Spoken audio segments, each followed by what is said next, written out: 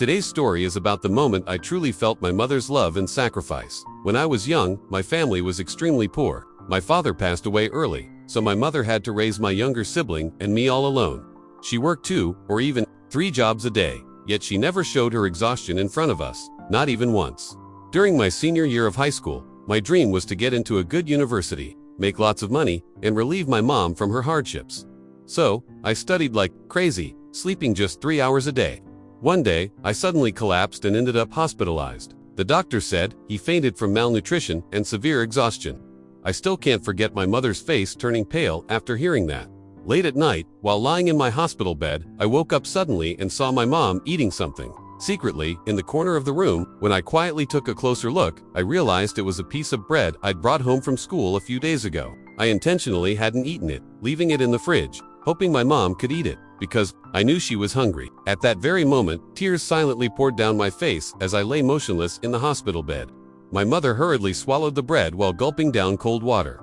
I quickly turned away, pretending to be asleep, because I couldn't bear to let her know I'd seen everything. A few days later, when I was discharged, my mom smiled brightly despite her exhaustion and said, "Mom's all right. As long as my son is healthy, that's all that matters." That night, I secretly cried hard under my blanket.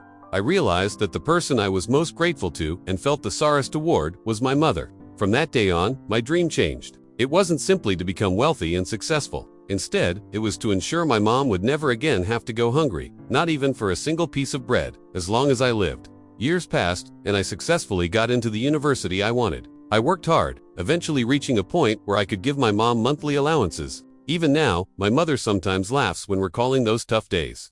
But my heart still aches every time I remember that night. Today, we're no longer poor, and my mother never has to go hungry again. Yet, whenever I'm alone, the image of my mom eating bread quietly in the corner of that hospital room still brings tears to my eyes. The greatest name in the world truly is Mother.